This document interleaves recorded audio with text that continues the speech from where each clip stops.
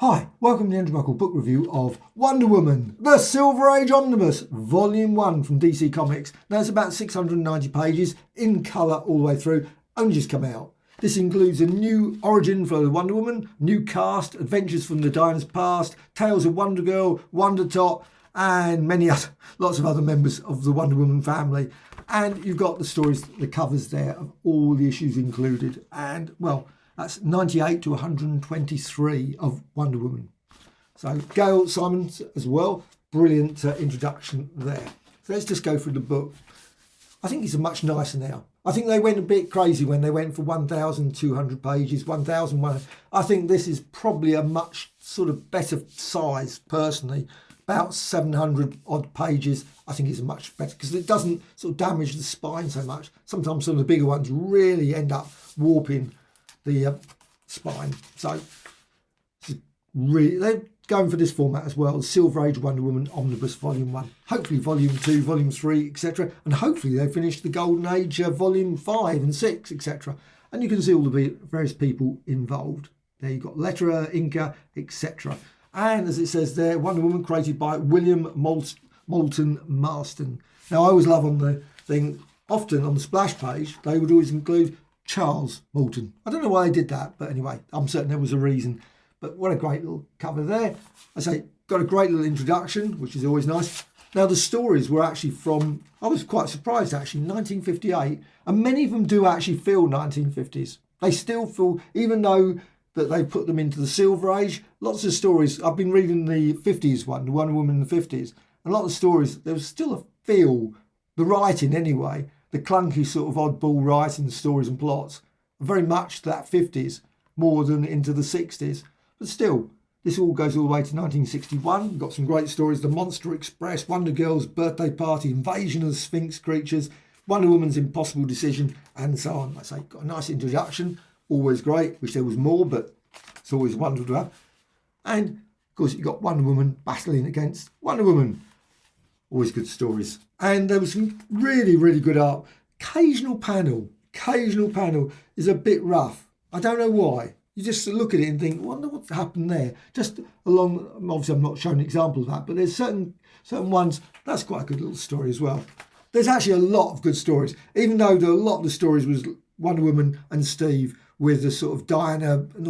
I never really, the romance side of it, just always dragged the stories down and, oh, will he discover my identity sort of thing. You got to the point where it really didn't care about that sort of thing. But it was just silly. But then, of course, they had that with Lois and Sue Clark Kent and all that sort of stuff. Why? But still, 100th anniversary, lovely little one there. Great little, again, and there's quite a few underwater stories as well, and also in space. So there's one here, Undersea Trap. Amazon's most astonishing adventure. And again, another thing that always struck me was, where did she put her clothes? She'd always change. And also she was always in places where Diana should have been, and then she just disappeared or whatever. Just made really no sense, those stories. And you had some daft, so you had dinosaurs in this, you had lots of space ones, lots of giant stories. They had a lot. They really threw everything. The second face of Wonder Woman.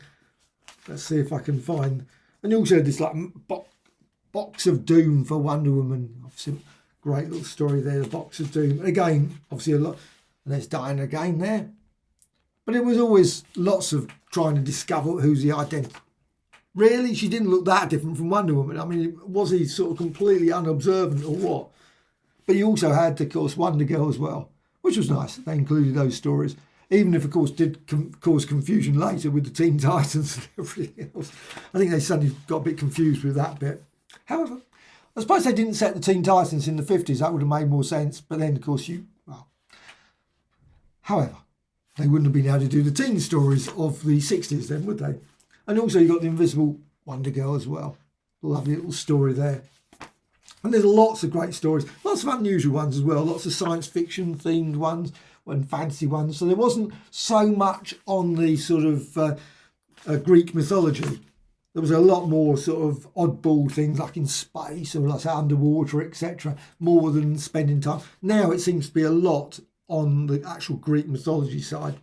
The Bridge of Crocodiles. Though there's a lot about how she gets her lasso, etc., in these.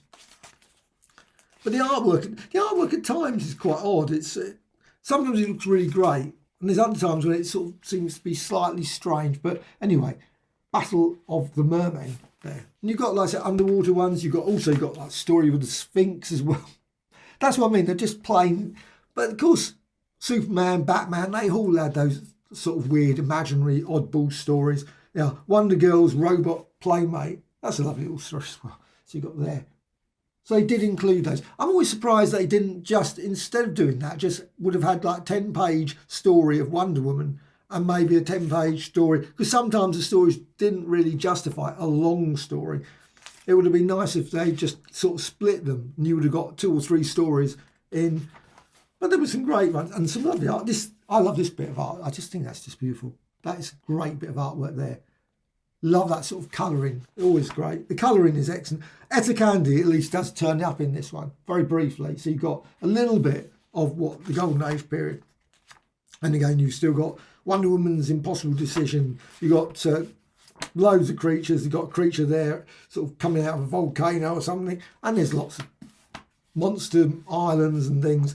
However, one thing that's really good in this volume, which I think is something that's been lacking for a long time in a lot of DC, maybe I'm wrong, maybe some people will put comments saying there are bonus material in sort of these ones, but very little, very rarely do they. And they've included some letters pages. They're not really conventional letters pages. They're people sort of writing up saying about Wonder Woman as if Wonder Woman was real. I don't think they really thought that, but it's just the way they've done it. This is Wonder Woman, dear Wonder Woman, blah, blah, blah, dear Wonder Woman. And then obviously they put the comments, and it's quite nice. It's still a very nice way of doing it, sort of making it as if Wonder Woman writes back. But, still, I wish they would include more bonus material. Adverts, letters pages, the Direct Currents one, I think it was called Direct Currents, wasn't it? Something like that. And all those sort of checklists and things of the comics at that time. The sort of stuff that Marvel always put in the back. You have or ink pages, original ink pages. Why don't they include them? Haven't they got any? They must have.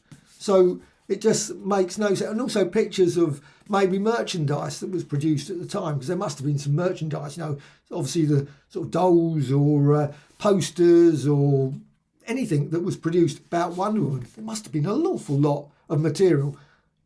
It would be nice to see it included in these sort of books, because they're just a great record of, obviously, her stories as well as the period as well. However, they haven't. They've got a bit in here, but not as much as I would love to see. Still, I love this book. Absolutely brilliant.